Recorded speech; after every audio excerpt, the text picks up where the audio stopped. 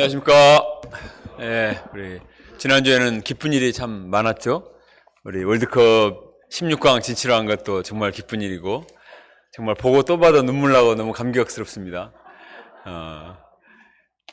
손흥민이 흥자가 들어가잖아요. 제 이름도 흥자가 들어가는데.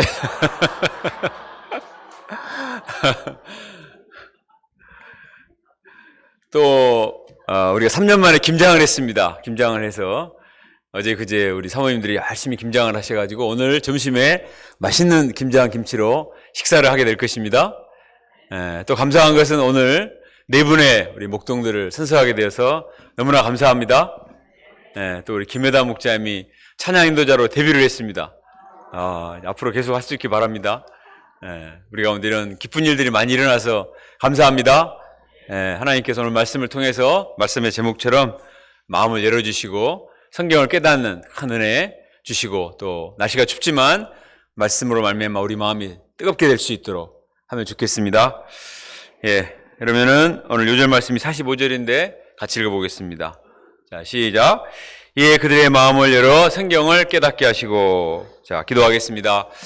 거룩하신 하나님 아버지, 참으로 영적으로 무지하고 죄 가운데 포로되었던 저희들을 긍휼히 여기시고 예수님을 보내주셔서 감사합니다. 예수님을 통해서 성경을 깨닫게 하시고 닫혀진 우리의 마음을 열어주시고 냉랭하던 우리의 심령에 성령께서 역사하셔서 우리 심령이 뜨겁고 또 참 성령의 불길로 타오르게 하신 것을 감사합니다. 하나님 아버지, 주님께서 세상에 살면서 여러 가지 유혹과 또 참 세상의 인간적인 것들을 말미암아서 우리의 눈이 가려질 때가 많이 있습니다. 하나님 아버지, 오늘 예배를 통해서도 우리의 영적인 눈을 열어주시고 또 말씀을 깨닫게 해주시고 우리 심령에 임하셔서 어루만져 주시고 심령이 뜨겁게 되는 하나님의 은혜가 충만히 임할 수 있도록 도와주시기를 간절히 기도합니다. 성령께서 한 사람 한 사람 찾아가시고 말씀해 주시고 하나님의 말씀을 듣는 복된 시간 될 수 있도록 축복하여 주시옵소서. 예수님의 이름으로 기도합니다. 아멘. 오늘부터 우리가 중요한 일을 하는데요. 예배 때 스마트폰 보면은 안 됩니다. 여기서 다 보입니다. 스마트폰 보지 마시고, 절대 밑에 보지 마시고, 저하고 눈을 마주쳐야 됩니다. 저에게 눈을 마주치고, 또, 온풍기 때문에 이제 더우면 좋을 수 있으니까 온풍기도 꺼주세요. 우리가 오늘 말씀에 집중해야 되겠습니다. 누가복음 마지막 강인데, 말씀에 큰 은혜를 주시리라 믿습니다. 자, 예수님은 우리 죄를 위해 죽으시고, 사흘 만에 부활하셨습니다. 믿습니까? 예수님이 우리 죄를 위해 죽으시고 십자가에 죽으시고 사흘 만에 부활하셨어요. 그런데 예수님의 제자들은 정작 이 예수님의 십자가도 부활도 잘 영접할 수가 없었습니다. 왜 그 능력 많으신 예수님이 죽으셔야만 됐는가? 또 죽은 자가 살아난다 하는 걸 생각할 수도 없었습니다. 이런 제자들을 위해서 예수님은 부활하신 모습으로 나타나셨습니다. 못자국 난 손과 발을 직접 보여주셨습니다. 그리고 구운 생선을 제자들 앞에서 잡수셨습니다. 이로써 예수님이 확실하게 부활을 하셨다, 죽은 자 가운데서 살아나시고 부활하셨다는 사실을 가르쳐 주셨습니다. 증명이 되었어요. 그러면 되잖아요. 영이 부활하고 육이 부활하고 증거를 보여주셨으니까 됐을 것 같습니다. 그러나 예수님은 그것으로 끝나지 않았어요. 예수님 오늘 말씀에 보면은 제자들과 뭘 하셨죠? 성경 공부를 하셨습니다. 말씀을 풀어 해석해 주셨어요. 그때 비로소 제자들의 눈이 열리고 마음이 열리고 심령이 뜨거워지며 말씀을 어떻게 했다? 깨닫게 되었다. 예수님의 십자가가 무슨 의미가 있는가? 예수님의 부활이 무슨 의미가 있는가? 왜 하나님의 아들이 고난을 당하고 죽으셔야만 했는가? 그리고 예수님의 부활은 무슨 의미가 있는가? 이것을 예수님이 구약 성경의 기초에 자세히 풀어 설명해 주시니까 말씀을 깨닫고 영접하게 된 것입니다. 오늘 말씀을 통해서 성경 공부가 얼마나 중요한가 하는 사실을 깨닫게 됩니다. 저희들 오늘 말씀을 통해서 은혜를 받고 저희들도 이 빼어난 성경생이 되고자 하는 소원을 가질 수 있기 바랍니다. 특별히 오늘 5-4분의 이 목동 선사하시는 분들이 이제 성경생이 되어서 이 시대에 성경생이 되어서 말씀을 잘 풀어 해석하고 양들을 도와서 그 마음에 이러한 놀라운 성령의 불길이 타오르는 부흥의 불씨들이 되면 좋겠습니다. 자, 1절을 보겠습니다. 안식 후 첫날 새벽에 여인들이 예수님의 시체에 향품을 발라드리기 위해서 무덤으로 가고 있었습니다. 그런데 무덤에 가보니까 예수님의 시체가 없어요. 예수님의 시체에 향품을 발라드리기 위해서 안식일 끝나자마자 향품을 가지고 왔는데 정작 있어야 될 무덤에 향품이 아니라 시체가 없는 것입니다. 얼마나 당황했겠습니까? 이때 천사가 나타나서 말했습니다. 어찌하여 살아있는 자를 죽은 자 가운데서 찾느냐?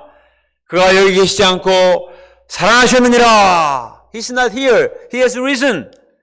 예수님은 이미 부활하셨어. 여기 없어. 이렇게 말해줬습니다. 천사들은 예수님이 죽음을 이기시고 부활하셨음을 말씀해 주셨습니다. 그러면서 이전에 예수님께서 그들에게 하신 말씀을 기억하라고 말해줬어요. 자, 6절부터 우리 8절 말씀을 같이 읽어보겠습니다. 천사가 뭐라고 말하는가? 시작. 갈릴리에 계실 때 너에게 어떻게 말씀하셨는지를 기억하라.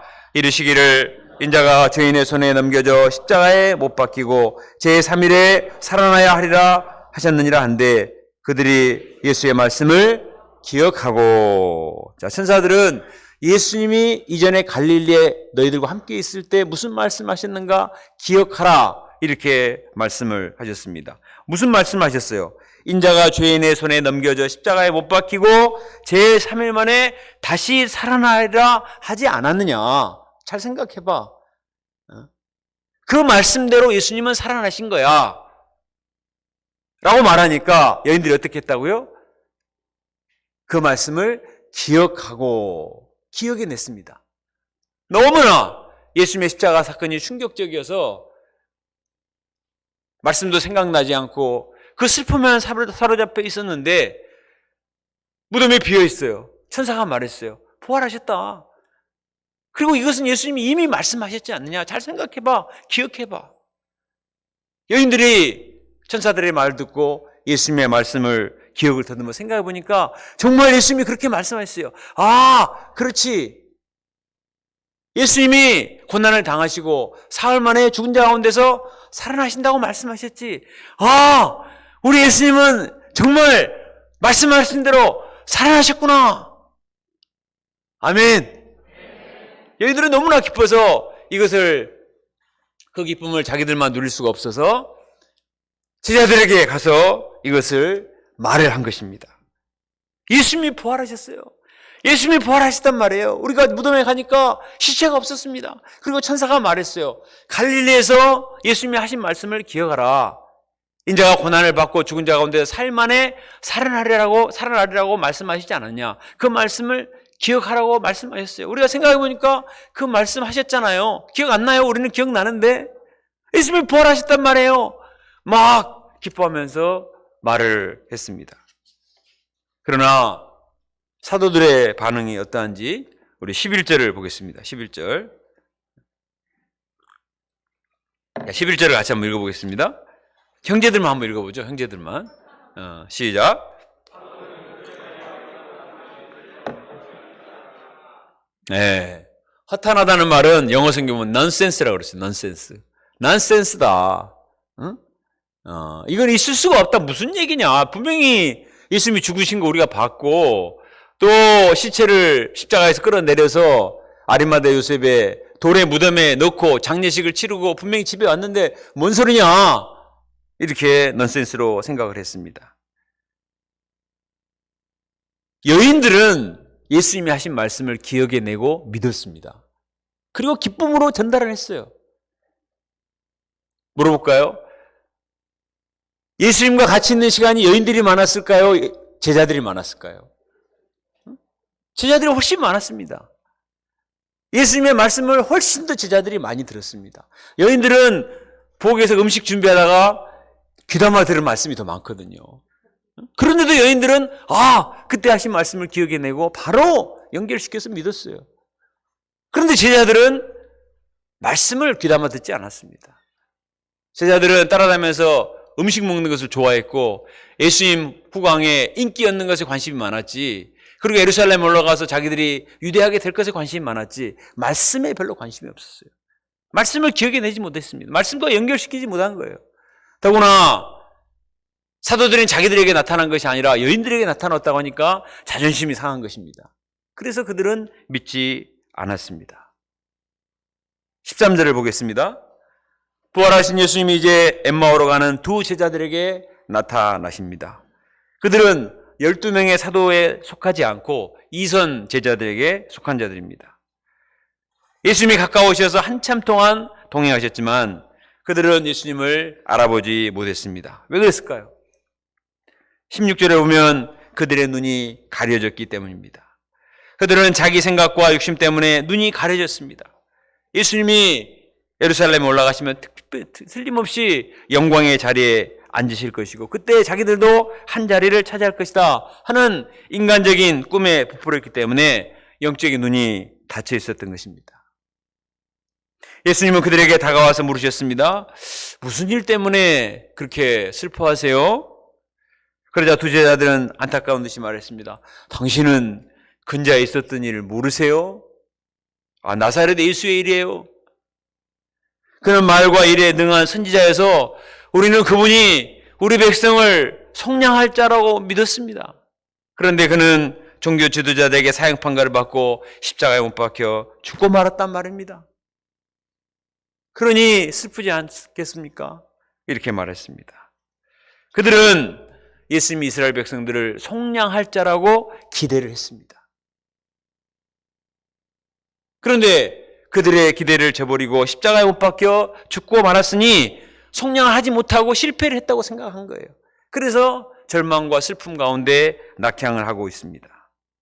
이때 예수님께서 그들에게 무슨 말씀하시는가? 25절과 26절을 함께 읽어보겠습니다. 25절, 26절 시작. 이르시되 미련하고 선지자들이 말한 모든 것을 마음에 더디 믿는 자들이여 그리스도가 이런 고난을 받고 자기 영광에 들어가야 할 것이 아니냐 하시고 예수님은 제자들에게 말씀하십니다. 이 미련하고 선지자들의 말을 믿지 못하는 더디 믿는 자들이여 책망하셨습니다. 미련한 자들이여 이 말은 너희들이 IQ가 떨어진다, 머리가 멍청하다 그런 말이 아닙니다. 왜 선지자들이 말한 것을 가지고 내가 많이 가르쳤는데 그 말씀을 생각하지 못하고 믿지 못하는가? 이것을 책망한 것입니다. 선지자들은 구약 성경을 통해서 분명히 말씀하셨거든요.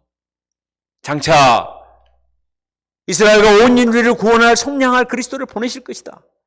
그리고 그 구원자는 반드시 우리 인류의 죄를 짊어지고 고난을 감당하고 자기의 생명을 속량물로 내줄 것이다 하는 말씀 이미 구약 성경에서 많이 말씀하셨습니다.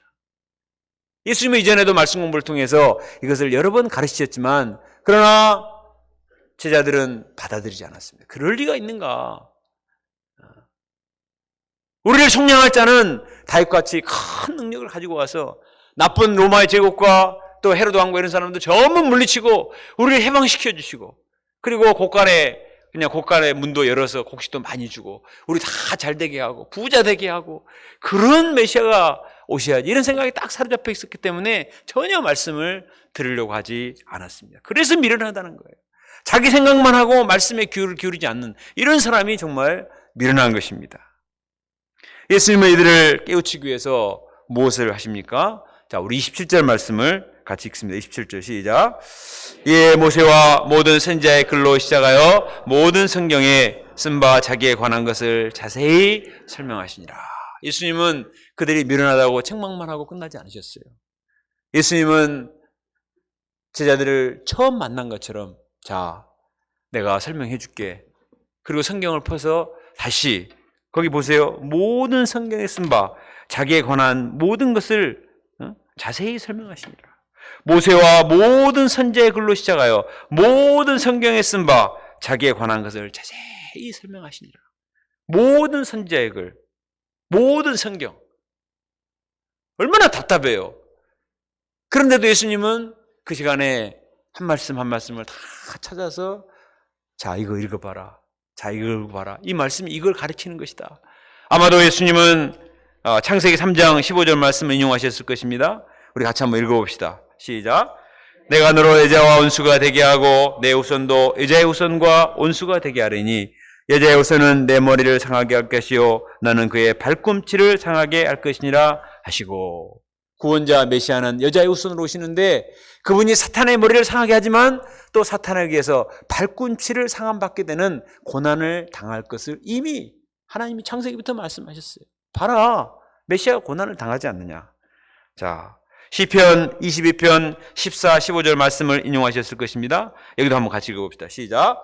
나는 물같이 쏟아졌으며 내 모든 뼈는 어그러졌으며 내 마음은 밀랍 같아서 내 속에서 녹았으며 내 힘이 말라 질그릇 조각 같고 내 혀가 입천장에 붙었나이다. 주께서 또 나를 죽음의 진토 속에 두셨나이다. 봐라, 메시아가 고난을 받고 죽음의 진토 가운데 처하지 않냐. 또 이사야 53장 5절 6절 말씀도 인용하셨을 거예요. 같이 읽어봅시다. 시작. 그가 찔림은 우리의 허물 때문이요 그가 상함은 우리의 죄악 때문이라. 그가 징계를 받음으로 우리는 평화를 누리고 그가 채찍에 맞음으로 우리는 나음을 받았도다.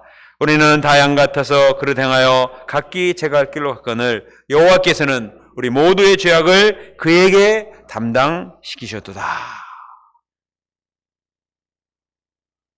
우리를 속량할 그리스도는 우리 대신 찔리고 상하고 채찍에 맞고 징계를 받고 모든 죄악을 그 몸으로 담당하는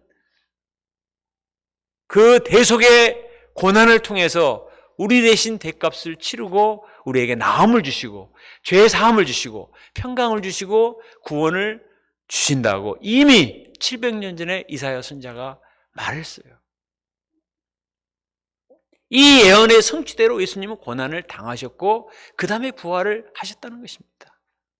예수님은 이처럼 모세오경과 선지자에 기록된 모든 말씀을 다 인용해서 예수님이 왜 고난을 받으셔야 되는가, 그리고 죽은 자 가운데서 부활하실 것을 자세히 설명을 하셨습니다. 성경 공부가 끝났어요. 시간이 지났습니다.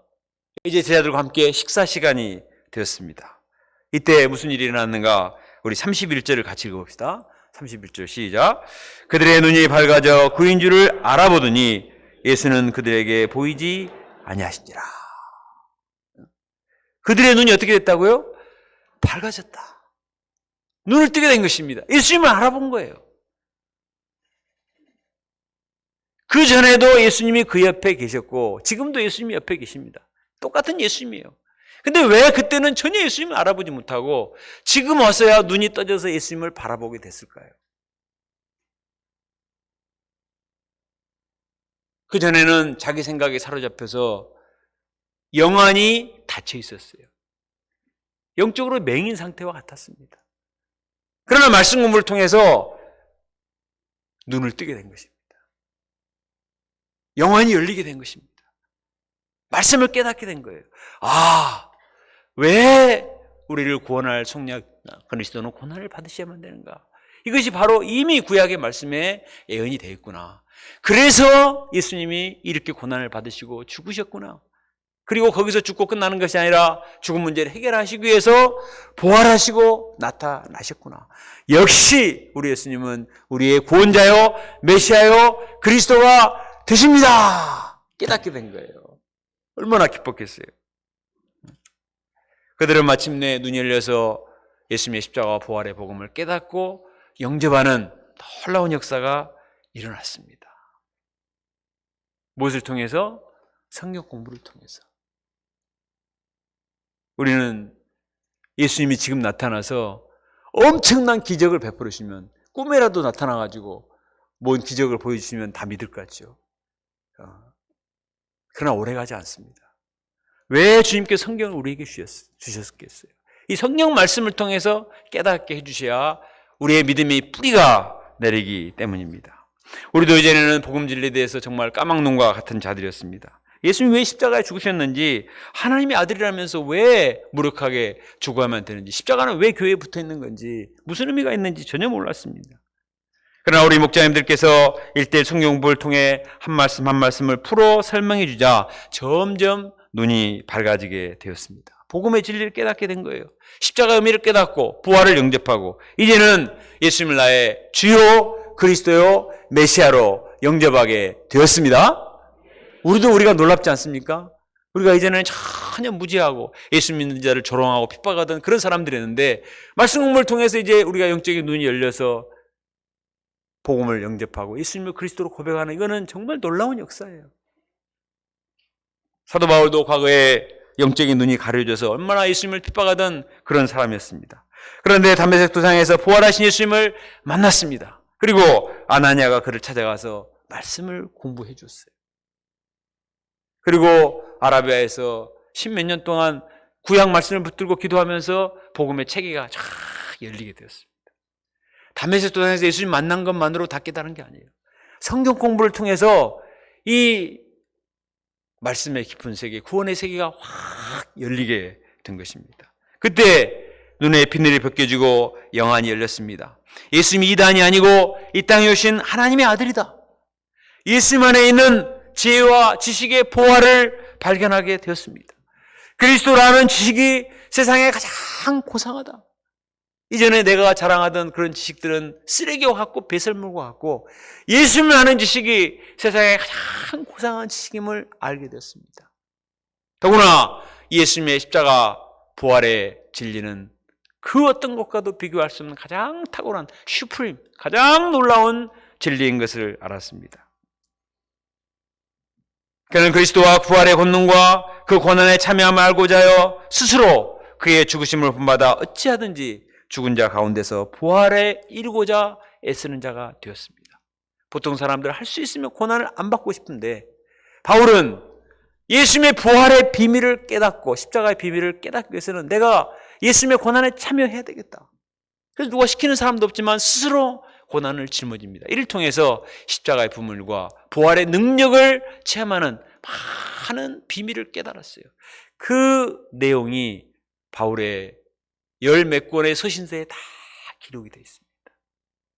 그래서 우리가 그의 글을 읽으면 우리도 영적인 깊은 세계에 빨려 들어가요.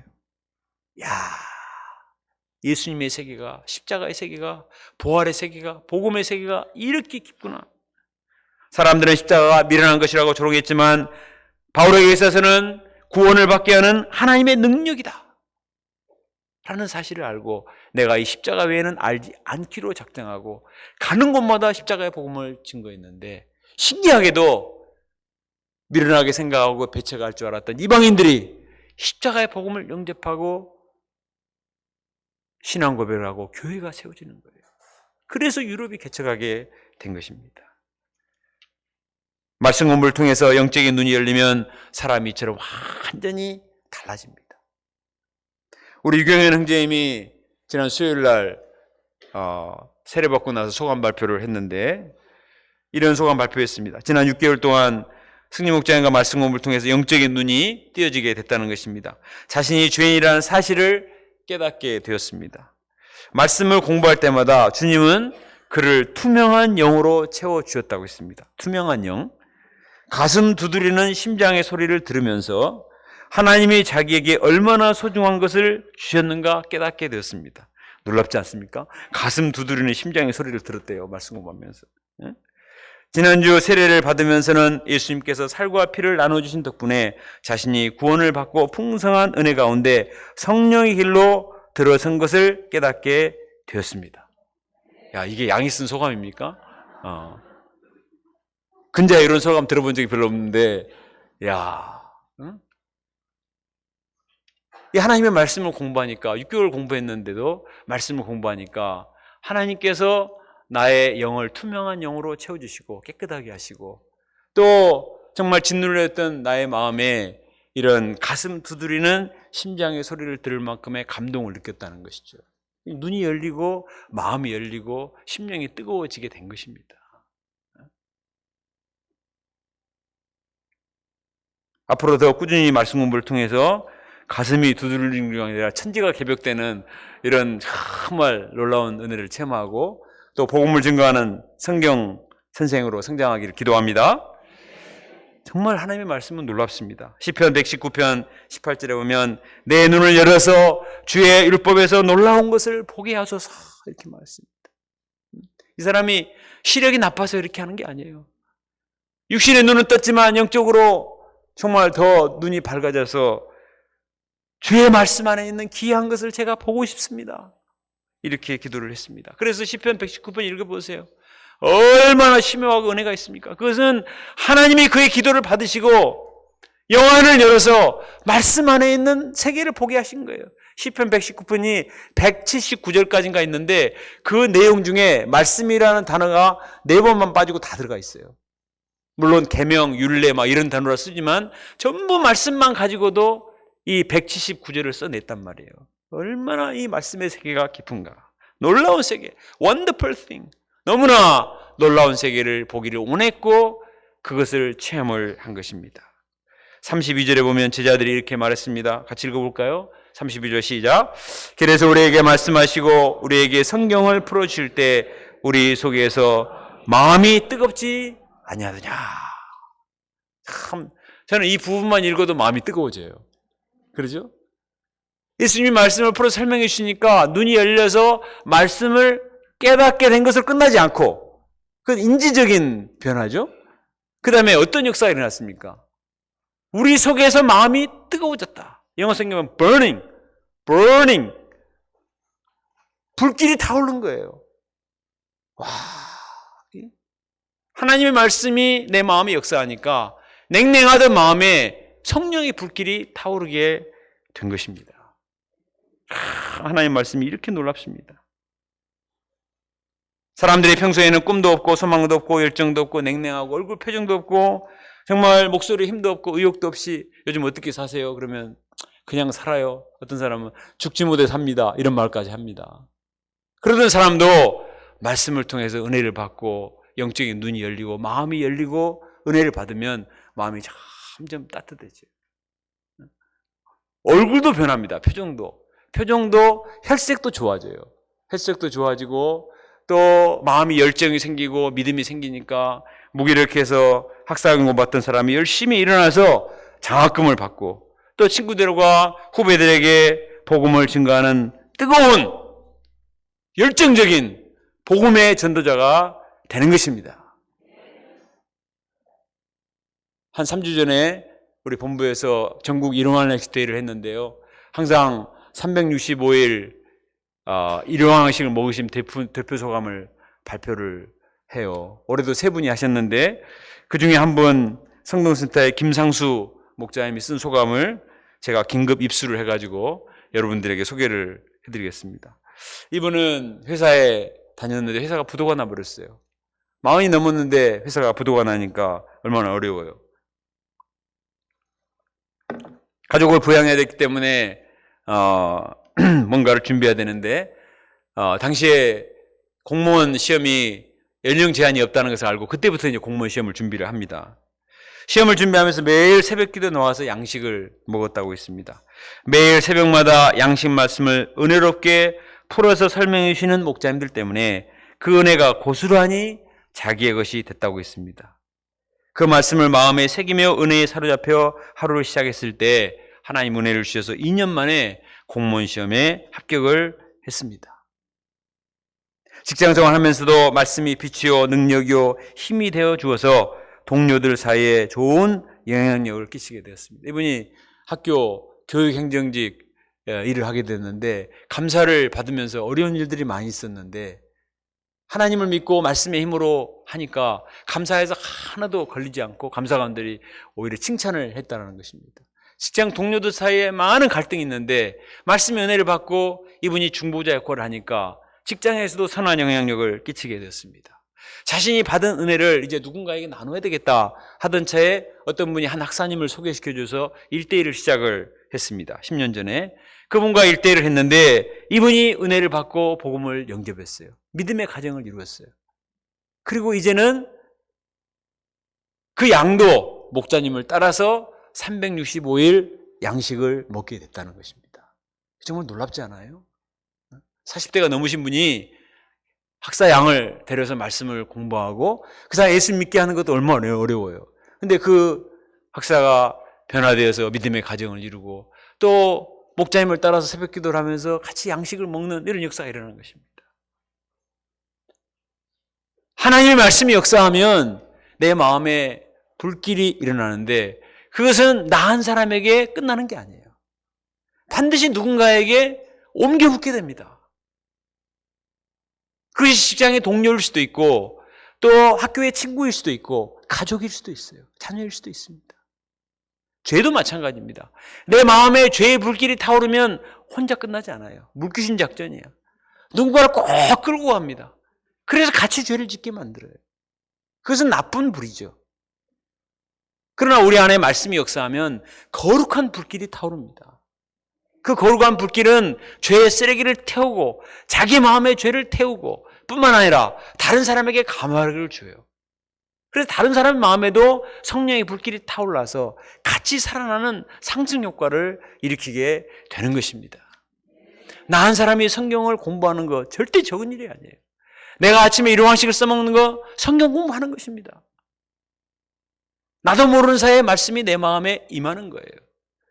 말씀 공부 한번 참석하고 안 하는 거, 뭐 해도 그만 안 해도 그만, 뭐 지금 바쁜데 안 해도 되지, 그게 아닙니다. 말씀을 꾸준히 공부하면 물을 데울 때 서서히 온도가 올라가듯이 점점 따뜻해지고 뜨거워지는 거예요. 그래서 불길이 타오릅니다. 말씀 공부 안 하면 서서히 차가워져요. 서서히 차가워지고 마음이 냉랭해지고 마음이 다치고 눈이 다치고 나중에는 너무나 완악해집니다. 쌓이고 쌓이는 거예요.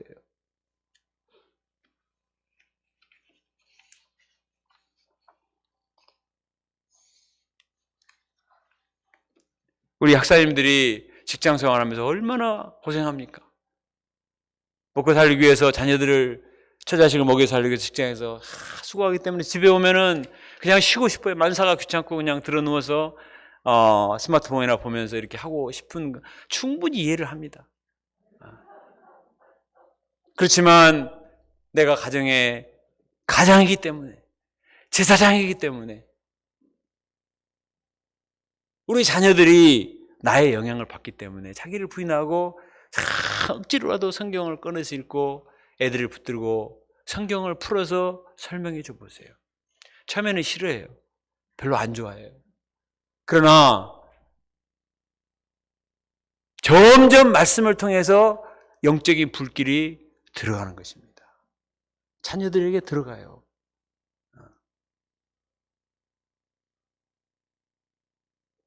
나중에는 그 말씀의 효력을 보고 맛을 보고 나중에는 왜 말씀 공부 안 해주냐 그럽니다. 같이 기도하자고 하고 자기 마음을 열어요. 마음을 오픈하고 기도를 부탁하고 그러면서 가정이 살아납니다. 이게 얼마나 중요한 일인지 모릅니다. 오늘 5분의 귀한 목동님들이 목동 선서를 하게 되었습니다. 이게 저절로 된 게 아닙니다. 어떤 분은 3년, 어떤 분은 4년, 어떤 분은 더 많은 세월 동안 목자님들이 정말 처음에 까막농과 같은 분들을 데리고 꾸준히 말씀을 가르치고 또 가르쳤습니다. 그때 마침내 영적인 눈이 열리고 마음이 열리고 이제 마음이 따뜻해지고 뜨거워져서 정말 이제는 하나님의 복음 역사에 참여하고자 하는 그러한 거듭남의 역사, 놀라운 은혜 역사가 일어나게 된 줄로 믿습니다. 이제 이분들의 마음속에 타오르게 된 복음의 작은 불씨가 점점 더 큰 불길을 일으켜서 가정과 직장과 또 각분이 처한 그곳에서 이 부흥의 불씨를 일으키는 놀라운 은혜 역사가 일어날 것을 기대하고 소망합니다. 오늘 알고 있는 것처럼 이 세상은 너무나 혼탁하고 너무나 죄악됩니다. 돈 잘 버는 방법, 각종 오락과 쾌락을 즐기는 방법을 가르치는 교사들은 넘쳐나요. 유튜브에 보면 엄청나게 많습니다. 다 돈벌이 하고 있어요. 달콤한 것을 제공하기 때문에 너도 나도 들어가서 점점 영적인 눈이 닫히고 죄에 대해서만 눈이 떼어져가지고 눈이 벌겋게 돼가지고 젊은이들이 너무너무 이 사탄의 종노릇을 하고 있습니다. 그래서 교회가 점점 비고 젊은이들이 오질 않아요. 이런 가운데 말씀을 사랑하고 말씀을 깨닫고 말씀을 가르치는 성경성이 한 사람 세워진다는 것은 엄청난 역사인 것입니다. 우리는 어떤 범죄 사건이 일어나면은 막 난리를 칩니다. 막 사회학자 나오고 교수들 나오고 누가 나와서 막 토론하고 난리를 쳐요. 그러나 그런 일이 있기까지는 그 저변 속에서 얼마나 많은 이 나쁜 것들이 쌓이고 쌓여서 이렇게 되는 거예요. 한 사람의 성경 선생을 세워내면 그 사람이 끼치는 영향력이라는 엄청난 것입니다. 그 집안과 가문과 사회에 어마어마한 역할을 하는 거예요. 심지어 김구 선생조차도 그랬어요. 경찰서 100개 세우는 것보다 교회 하나 세우는 것이 낫다, 이런 말을 했어요. 김구 선생도. 디모데후서 2장 15절에 진리의 말씀을 옳게 분별하여 부끄러울 것이 없는 일꾼이 되는 거. 오늘날 이단들이 얼마나 넘쳐납니까? 성경을 잘못 풀기 때문에 수많은 젊은이들이 잘못된 길로 가요. 그런데 진리의 말씀을 옳게 분별하여 가르치는 부끄러울 것이 없는 일꾼들을 세우는 것은 얼마나 중요한 일입니까? 다니엘서 12장 3절에 많은 사람을 옳은 대로 돌아오게 하는 자는 별과 같이 빛난다고 했습니다. 성경은 그 자체에 엄청난 폭발력을 가지고 있어요. 디모데후서 3장 15, 16절에 모든 성경은 하나님의 감동으로 되었기 때문에 교훈과 책망과 바르게 함과 의로 교회가에게 유익하다고 했습니다. 부모의 권위로, 선생님의 권위로 아무리 말해도 요즘 안 바뀝니다. 그러나 성경은 하나님의 영으로 되었기 때문에 영적인 권위가 있어서 사람을 책망하고 바르게 하고 온전케 하는 능력이 있어요. 성경은 모든 말씀은 구원에 이르는 지혜가 있는 줄로 믿습니다. 히브리서 4장 12절에 하나님 말씀은 살아있고 활력이 있어 좌우의 날선 어떤 검보다도 예리하여 혼과 영과 관절과 골수를 찔러 쪼갠다.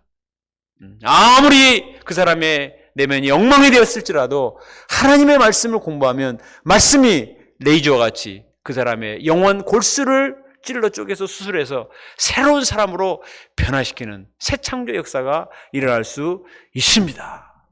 이것이 어디에 있다고요? 말씀에 있습니다. 말씀에. 이런 말씀을 공부하고 가르치고 연구하는 대학생 성경 기성교회에 부르심을 받은 것을 무한한 영광으로 생각하는 바입니다. 이런 훈련을 받고 하루아침에 되는 게 아니에요.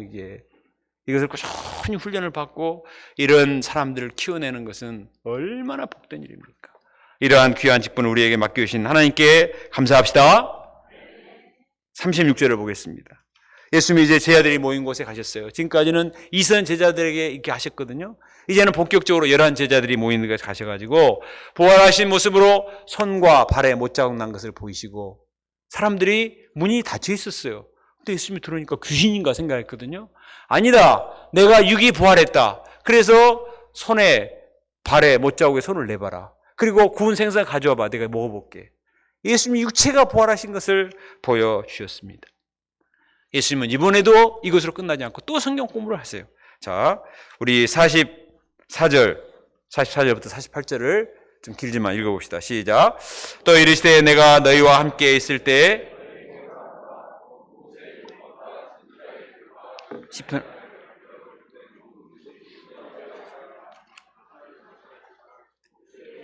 마음을 열어 성경을 깨닫게 하시고 또 이르시되 이같이 그리스도가 고난을 받고 제3일에 죽은 자 가운데서 살아날 것과 또 그 이름으로 죄사함을 받게 하는 회개가 예루살렘에서 시작하여 모든 족속에게 전파될 것이 기록되었으니 너희는 이 모든 일의 증이라.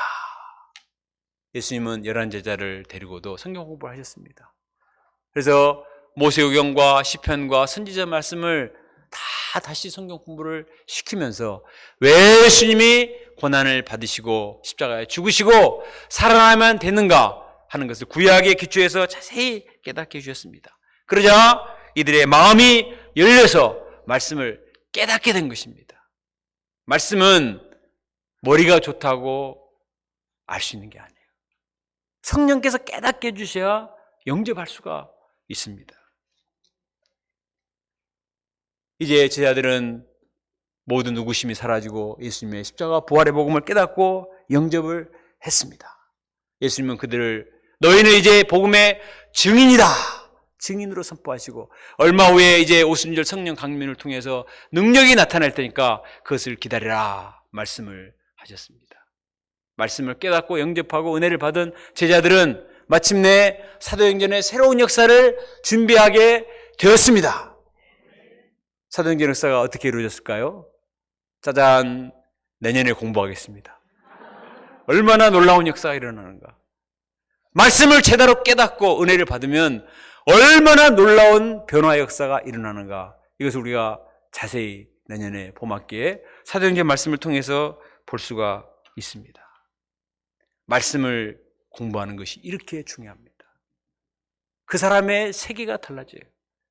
우리 요즘 최첨단 과학시대이기 때문에 컴퓨터가 놀랍고 또 스마트폰이 놀랍죠. 근데 지금으로부터 370년 전에 이미 전자계산기의 원리를 발견해낸 사람이 있어요. 그 사람이 프랑스의 수학자 파스칼이라는 사람입니다.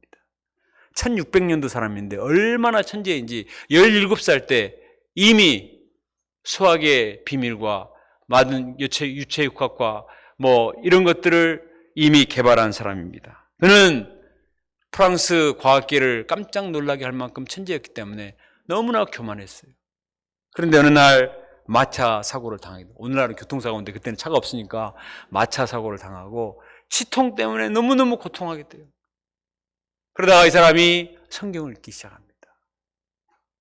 창세기를 읽으면서 하나님을 만났어요. 그리고 그 고백을 팡세에서 이렇게 기록합니다. 제가 읽어볼게요. 은총의 해 1654년 11월 23일 월요일 밤 10시 30분. 수학자라면 시간까지 정확하게 기록했어요. 그 7분 짧은 시간에 나는 하나님을 만났다. 철학자의 하나님도 아니고 지식인의 하나님도 아닌 아브라함과 이삭과 야곱의 하나님을 만났다. 확신과 함께 가슴속 깊은 곳에서 터져나오는 기쁨과 평화가 넘친다. 의로우신 하나님, 세상은 당신을 모르지만 이제 나는 주님을 압니다. 내 인생의 감독 되신 여호와께 그리스도께 완전히 항복합니다. 나의 기쁨은 영원할 것입니다. 이 뒤로 이 사람은 자기가 연구하던 다른 것을 내려놓고 열심히 신앙 에세이를 쓰기 시작해요. 이게 팡세입니다. 오늘날까지도 400년이 지난 오늘날에도 수많은 지성인들에게 큰 영향을 끼치는 신앙적인 에세이예요. 사실 읽어보면 우리 소감보다 별로입니다. 근데 당시에 이 엄청난 지성인이 하나님을 만났다는 것이 놀라운 거예요. 공부를 해서가 아니라 수학적, 과학적 논리가 아니라 말씀을 통해서 성령의 조명하심을 만나서 하나님을 만난 거예요. 그 인생이 변화되고 그로 말미암아서 수많은 합리주의, 이성주의에 빠져있던 젊은이들이 하나님을 만나는 큰 역사가 일어나는 거예요. 제가 말하고자 하는 것은 이거예요. 한 사람이 성경 공부를 통해서 하나님을 만나면 그것으로 끝나지 않아요. 그것으로 말미암아 수많은 성령의 열매를 맺고 시대를 변화시키는 큰 영향력을 끼칠 수가 있습니다. 오늘날 시대에 정말 필요한 것은 많은 돈을 버는 사람, 무슨 기술을 개발하는 사람, 이런 사람도 필요할 수 있겠지만 정말 필요한 것은 말씀 공부를 통해서 하나님을 만나고 그 말씀을 풀어서 설명해 줘서 영적인 눈을 열게 하고 그 마음이 거룩한 불길이 타오르게 해서 죄악된 세력들을 불태우고 정말 이 시대를 맑게 할 수 있는 이러한 성경생을 세우는 것이 가장 귀한 일인 줄로 믿습니다. 우리가 이 자부심을 가지고 열심히 성경을 공부하고 열심히 가르쳐서 빼어난 성경생으로 이 시대를 변화시키는 성경생들이 될 수 있기를 주님의 이름으로 축원합니다. 기도드리겠습니다. 거룩하신 하나님 감사합니다. 제자들과 같이 우리는 인간